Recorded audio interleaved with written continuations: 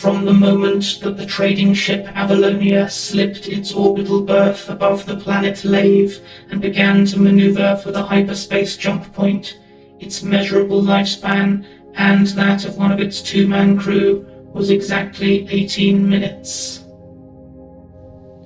Those words are taken from the opening page of The Dark Wheel, a novella published to accompany the game that claims the top spot in my top 85 games for the BBC Micro Video Countdown series.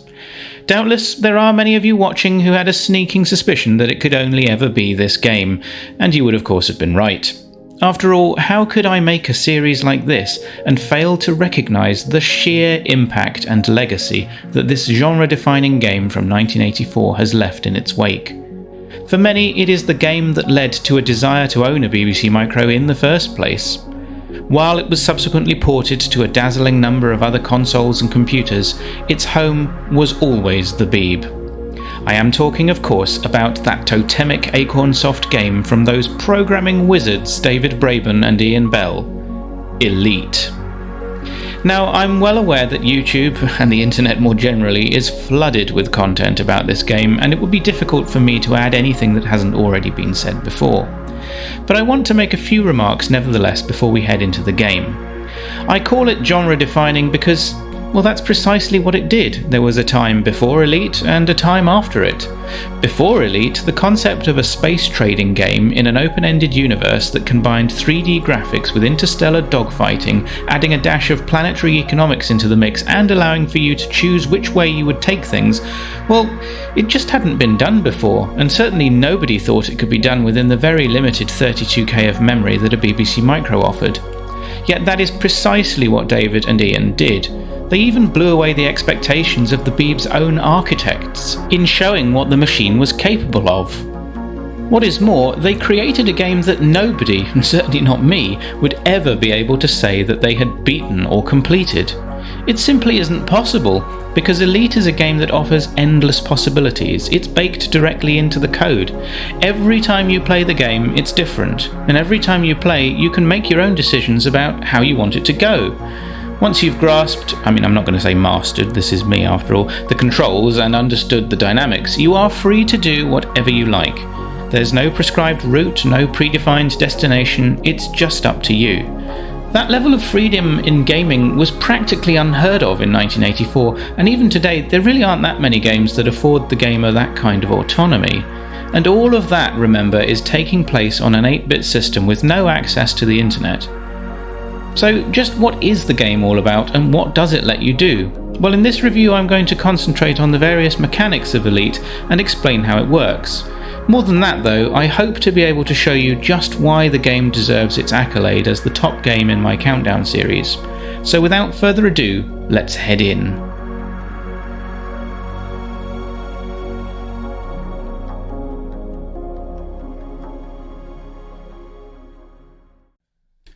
Now, with a game like Elite, it's going to be pretty hard to take my usual approach of just firing up and giving it a playthrough from the beginning. Unlike a lot of 8-bit games, starting out with Elite is not a what you see is what you get experience. You really have to spend quite a good chunk of time playing it to build up your credits and kit out your spacecraft to get the most out of it. However, I am going to spend a bit of time going over the fundamentals, after which I'll be drawing on some saved commanders of my own to demonstrate just how exciting the game becomes once you have paid your dues as an interstellar trader. The game begins with you docked at the space station in orbit around the planet Lave. You've got 100 credits to your name, 7 light years worth of fuel, a rating of harmless, and a Cobra spaceship armed with a basic front-mounted pulse laser and 3 homing missiles. At this stage, taking on the combined might of pirates, Thargoids and bounty hunters in the timeless worlds of space would be either incredibly brave or incredibly foolish. Your best bet is to embark on some simple trades, using your 100 credits to gradually buy and sell at a profit in order to reach a point where you can start packing some real firepower. If you're anything like me, you will also want to invest in docking computers because, trust me, docking manually in Elite can be a royal pain. But more on that later. For now, what I'm going to do is make a start on the time-honoured booze for silicon trade route running between Lave and Listi. Elite has its very own market economics system that you can exploit by understanding the differences between the various cultures and governments from one star system to another. In Lave, a rich agricultural dictatorship, the cost of food and wine is considerably lower, while the cost of high-tech goods like computers is that much higher. In Leasty, by contrast, a poor industrial corporate state, computers are 10 a penny, but wine is expensive.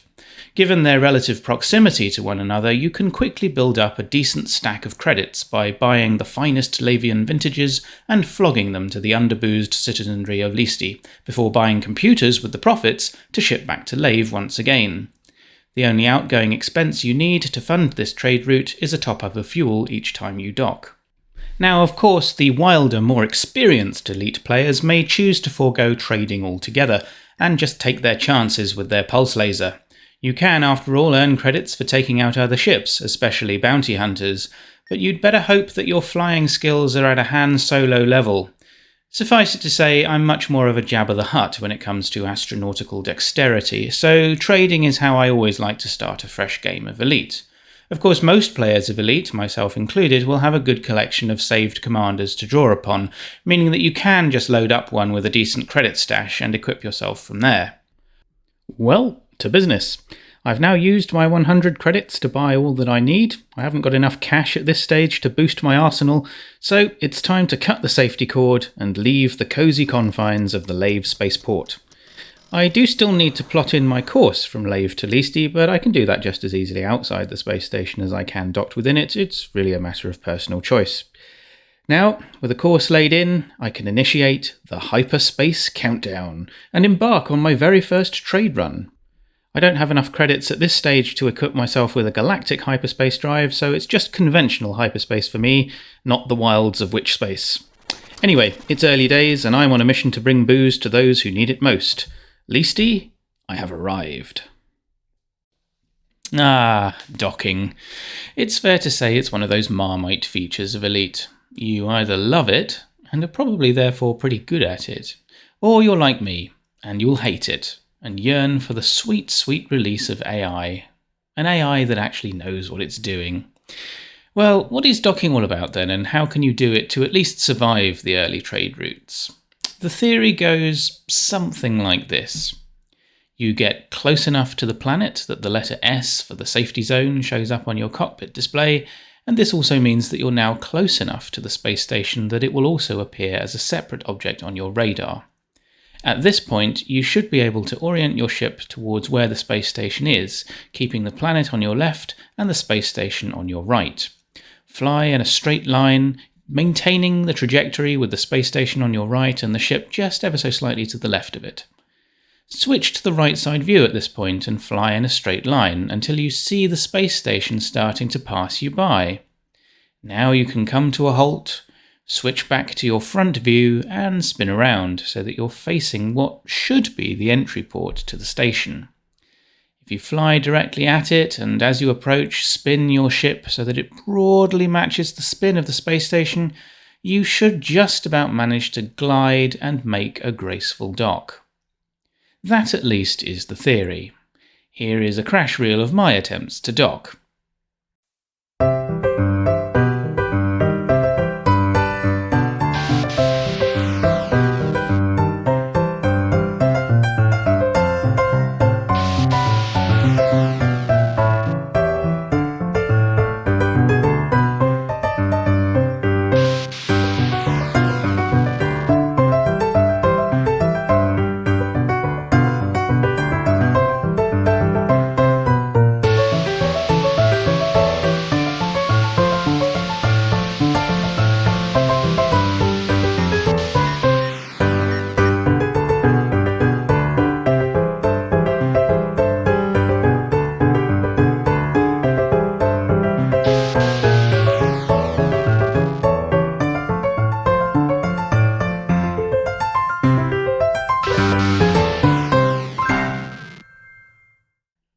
And just remember, every time you crash, it means loading up your saved game at the last space station that you remembered to save at, so you really should want to avoid crashing.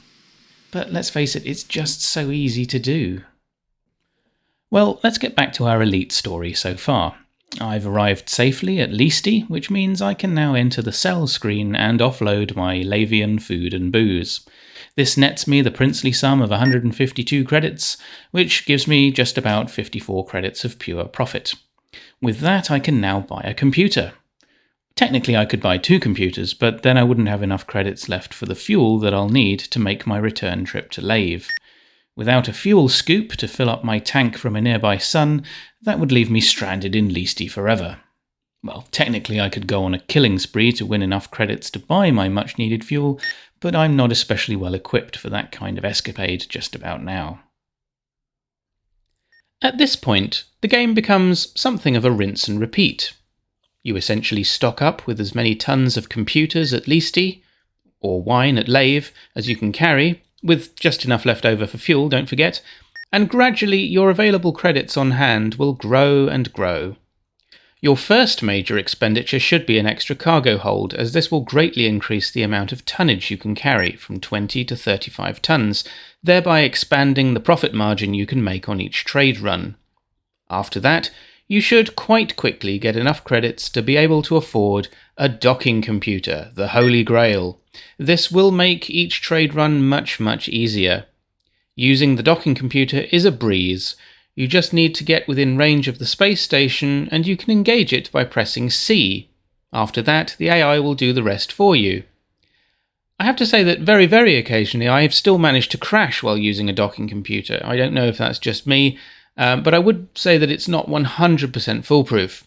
However, it will do the job almost every single time, and you can just sit back and relax as it gracefully brings you into dock. Now, the next significant purchase you'll want to make, once you've built up a really decent credit stash, is a more powerful laser. Now, depending on how patient you are, you've got the choice of a beam laser or a military laser. And if you can hold out for it, the military laser, whilst a lot more expensive, is much the preferred option. It really packs a punch. With a new laser installed, you're in a good position to start taking on pirates without worrying that you're going to die a quick and painful death. Another worthwhile investment is to consider buying an ECM. This stands for Electronic Countermeasure, and it is invaluable if you're being attacked by more powerful ships armed with homing missiles. Instead of trying to dodge and weave your way out of danger, whenever your ship detects an incoming missile, you can simply press E, and any missiles in the vicinity, your own included if you've got any in flight at the time, will be vaporized. If you're as bad a pilot as I am, an ECM is well worth the credits if you can spare them. One final item to consider carrying in your arsenal, just in case, is the energy bomb. Although it's a single-use weapon, it may mean the difference between surviving a Thargoid attack and game over. The trouble with Thargoids, after all, is that they tend to travel in great numbers and they never retreat. This is apparently because they've had their fear glands removed. Suffice it to say, if you get taken unawares by a Thargoid swarm, the energy bomb is a great get-out-of-jail-free card, as you can fire it off and then watch every other ship in the vicinity get annihilated. Single use it may be, but satisfying? Always. Well, at this point I'm fairly well armed. I've got a front military laser with left, right and rear beam lasers, an ECM and an energy bomb. So I think it's time to get serious. It's time to take on whatever the universe has to throw at me. In short, it's time to graduate from being a trader to becoming a hunter. Alright, let's chart a course to somewhere different. Let's go to Orurvi? Anyway, we've selected the destination and it's time to go into hyperspace. But this time, I am not going to be docking at the next space station. I'm just going to fly around and see if I can find some bad guys. So here we are in Oriv. Well, basically, I'm going to aim for the planet initially, but I reckon, yep, there we go. Wasn't able to get very far before I was intercepted. So let's see how I get on now with my super-powered lasers, energy bombs, etc. Okay, here's the first guy here coming into view. And there we go. Look at that. That is the power of the military laser, ladies and gentlemen. Just a few shots and it takes them out. The pulse laser, by contrast, that would have taken many shots to get rid of him. Now, I think that slightly larger blob is a bad guy. Or at least according to the radar it ought to be. Let's have a look behind me just to check I'm not being shot up the rear, which does happen quite a lot in Elite. No, we'll go back to the front view. Much easier to target things from the front view, of course. Yeah, I feel like that large blob is... maybe it's just too far away. No, I don't think I've spotted him. All right, let's do another barrel roll. And oh, I saw some lasers there. There we go. There he is. Let's just home up a bit. Oh no. Oh yeah. Oh, I've got a good few shots in there. Oh no, I've lost him again. Let's see if we can get round. No, nothing behind at the moment, I don't think, apart from the planet, obviously. I felt sure that he was just around here. Come on, the radar. Yes, there he is. Come on. Let's just get him into the sights. Oh, perfect. Now, I haven't got a fuel scoop, so I can't pick up his cargo there, which is a shame, but that's another thing that you can do. Another profitable revenue stream in Elite is to steal other people's cargo. Oh my goodness, it looks like I'm encountering something of a swarm going on here. There's a lot of activity on the radar now. Anyway, we've got one here. Let's see if... oh no, that's that's not a bad guy. That's just some cargo that's flying around. In some respects, it can be better to just shoot it, because then it stops showing up on the radar as misleading information. But even allowing for that, though, there do seem to be quite a few green blobs in the vicinity. Right, there's quite a few coming up the rear. Can't quite get them into...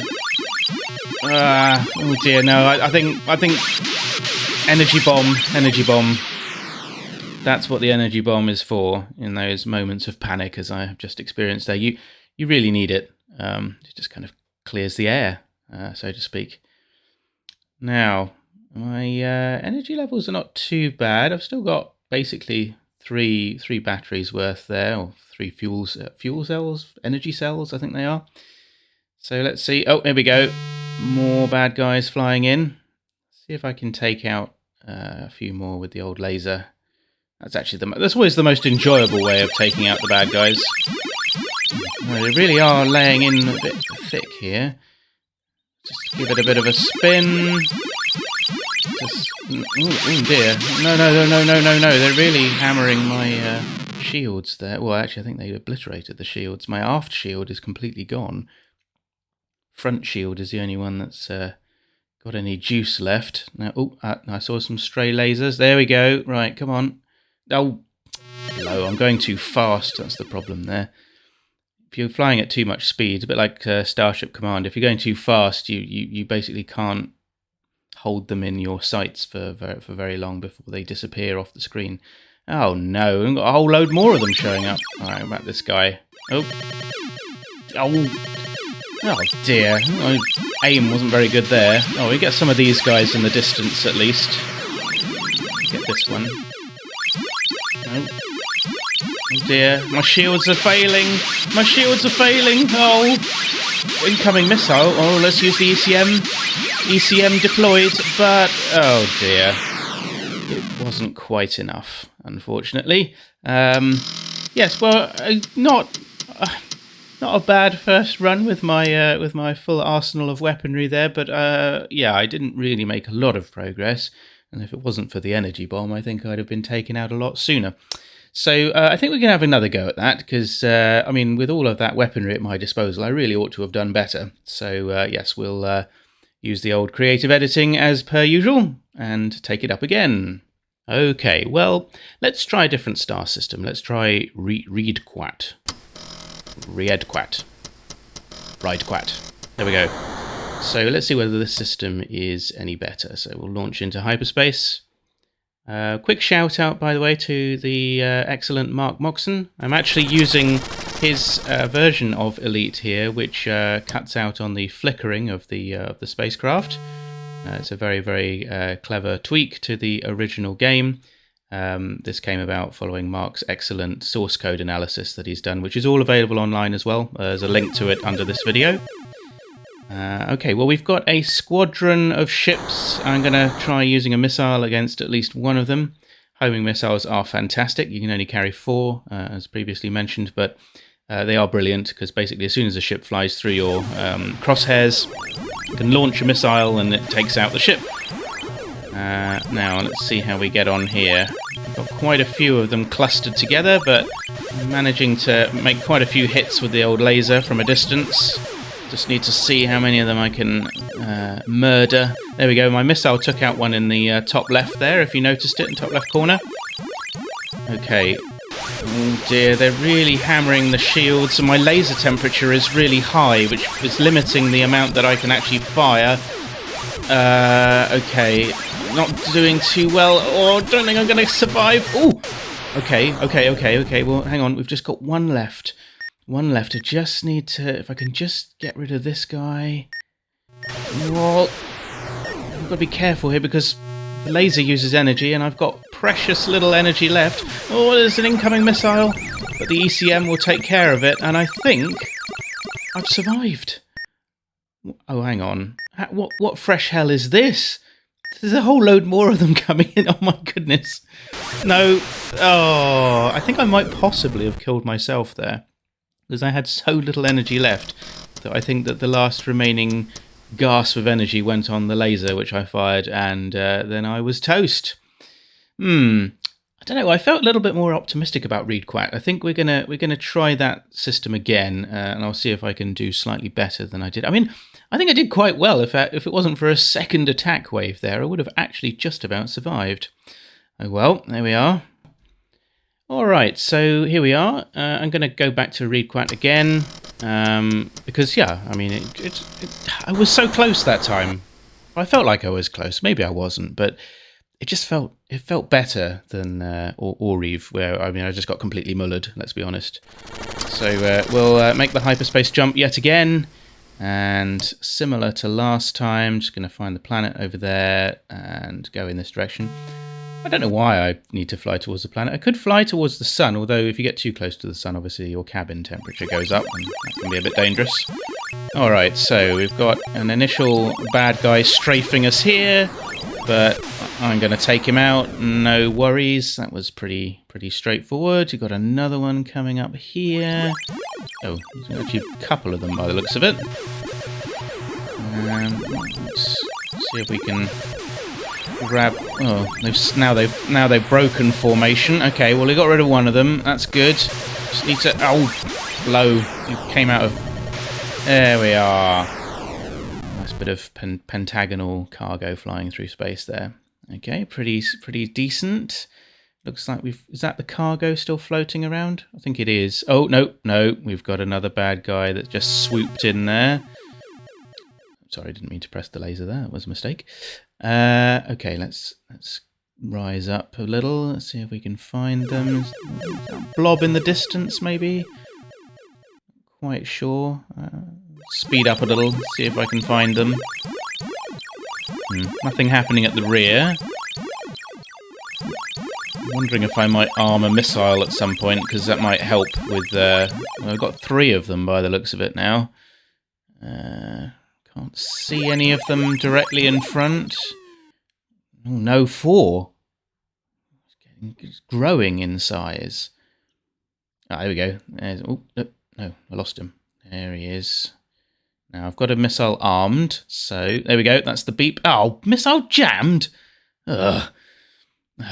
I'll have to disarm it in order to unjam it, but let's see if we can at least take out some others with the... Oh, look at that cluster over there! Oh, no, this is too much. This is too much. I'm sorry, that's energy bomb territory. I mean, there's no way you're going to be able to survive that many. It's just too much. I do need to unjam that missile. There we go. That's disarmed it now, which unjams it. At least it doesn't use up the missile, but it was a bit of a pain because I could have at least taken another one out there. Okay.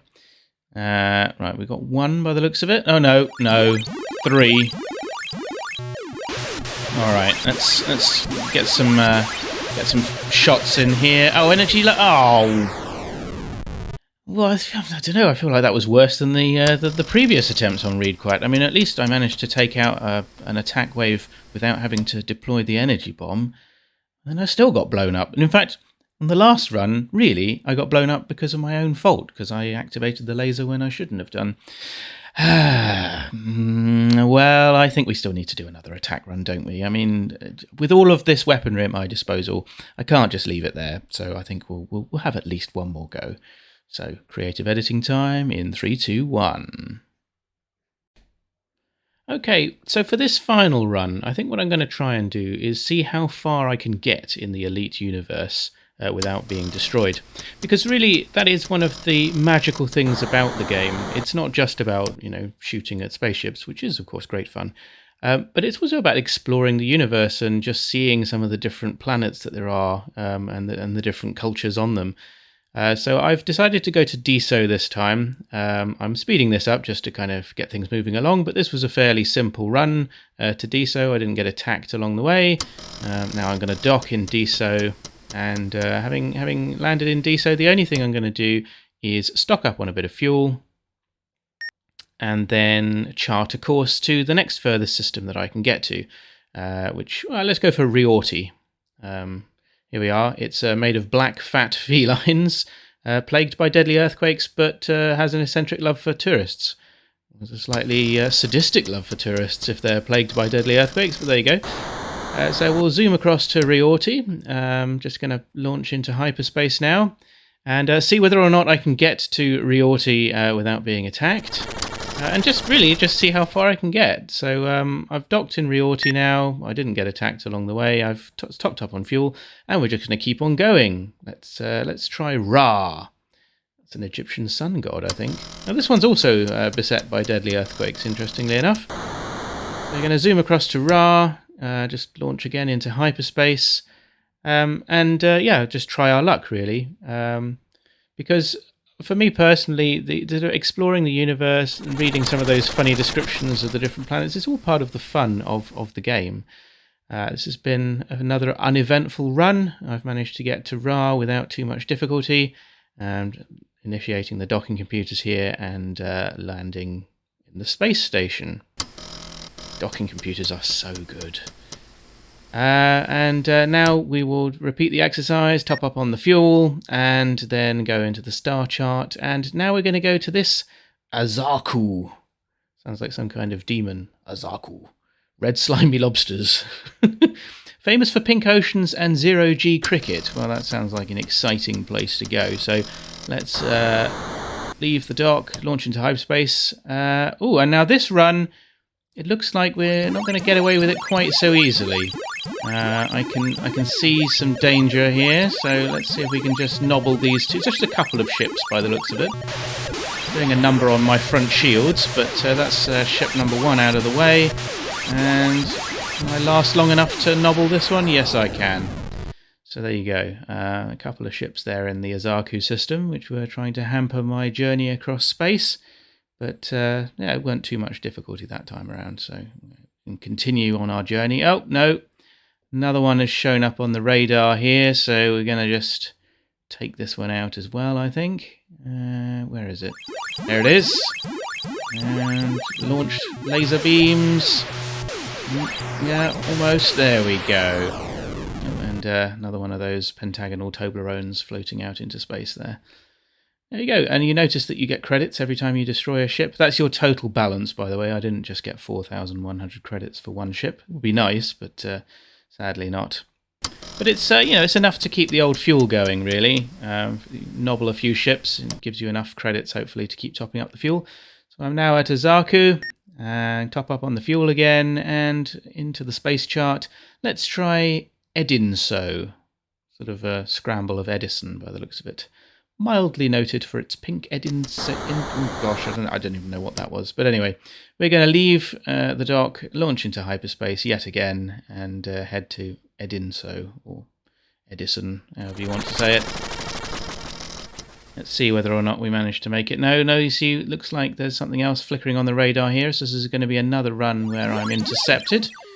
Hopefully I don't get swarmed this time. There we go, I'm being attacked. But again, it doesn't look like too many ships. And the military laser makes short work of them as well. I think there's one behind me now, but he seems to be flying away. Yeah, so I'm just going to ignore that. and carry on into Edinso, because, well, that's all we really need to do here. And engage the docking computers as ever, the magical docking computers, and a nice safe landing at Edinso. So once again, I'm going to top up my fuel. We're just going to keep on going, really, and see how far we get. So fuel, top up, and what's the next furthest we can go? Weird volcanoes, so not earthquakes this time, and they're human colonials, so nothing too weird and wonderful. Now, once again, leave the docking station and launch into space. Now, you'll notice from the galactic star chart that I am now far away from Lave. Even with 7 light years worth of fuel, so a full fuel tank, I can't get back to Lave anymore, not in a single run. And we're really only scratching the surface here. There's another ship on the radar there. Really only scratching the surface because there is just so much universe that we could explore. And I'm just giving it a very light attempt here. This might even be the end of the attempt because I'm not managing to nobble this ship. Oh, there we go. It's taking him out. Jolly good. Mind you, my front shields have nothing to write home about. Oh dear, there's quite a cluster of them there. Okay, not looking too hopeful here. Ooh. Well, we'll take out this guy, at least. No, he's disappeared. Energy is low. Not looking too good here. Maybe I can fly out of their vicinity and top up a little bit. At least get up onto the 3rd fuel cell there. Oh, sorry, energy cell. Oh, goodness gracious. Look at this, loads of them. Oh, hang on. Maybe we can go for this guy. He's just sort of floating around. We could take out another one here. Oh, yeah. Nice. That's nobbled him. Only 2 left. So this is looking all right. This is looking all right. We might just about make it to Raur after all. Oh, no, maybe you spoke too soon there. Front shield's completely gone. I can't... Ah, there he is. Try and get him with the rear laser, maybe? No, he's spun round again. I'm going to have to pivot back to the front. And... Oh, no. Oh, it's gone chaotic here. Rear view... Where are they? The radar's telling me they're behind me, but I'm not getting any indication. Nothing on the front view. Where are these bad guys? I feel like I'm being pursued by cloaked ships. Ah, here we go. Right, let me just get this one in the crosshairs. Oh. I was going to try and get him with my missile there, but that didn't work. It got jammed. And, oh my goodness, this is not looking very good. No. Oh dear. Well, it was a rather ignominious end to my journey across the Elite universe, but hopefully it gave you a flavour of what it's like to try and sort of get as far as you can into the game. It's very much part of the experience of playing Elite, and it's just one of the many fun facets that it has, is just see how far you can get. But I think that's going to have to be the last of the attack runs in this particular review. And with that, we've basically come to the end of the top 85 games for the BBC Micro Video Countdown series. Elite has made it to the #1 spot. I imagine a lot of you will have predicted that from the beginning, but hopefully from this review you'll see why I personally think that it deserves that spot, and why I think a lot of people that love this game will also agree. In closing, I'd really just like to say thank you. I started this channel, and indeed this countdown, back in 2019, which feels like a long time ago now. And back then, I was lucky if I got a handful of views, maybe 1 or 2 likes. And if I got a comment under one of my videos, I felt extremely proud. And that feeling hasn't gone away, but the number of people that have taken an interest in these videos really has grown. And I never dreamed that I would actually get over 1,000 people subscribed to the channel. It's very flattering, and I don't take it for granted for 1 minute. I really appreciate everybody that has taken an interest in the channel and in the videos.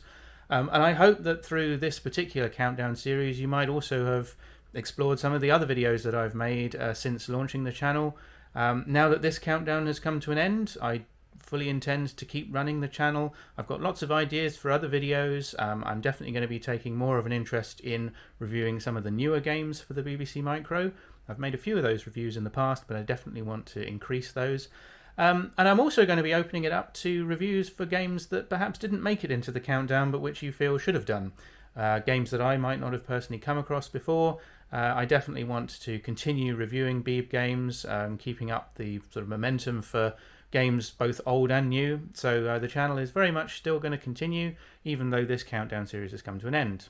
But as I say, the main thing I wanted to say is thank you. Thank you to all of you that watch my videos, like them, comment on them. It really, really does give me a sense of accomplishment whenever anybody chooses to leave a comment, because it makes me feel like it's worthwhile making them. I enjoy making them, but it's all the more enjoyable to know that there are people out there who enjoy watching them too. So that's it for now. Normally I would end this by saying I hope you'll join me for the next video in the series, but the series is over. So I'm just going to say I hope you'll join me for the next video that happens to come up on the channel in any kind of series. And until then, goodbye.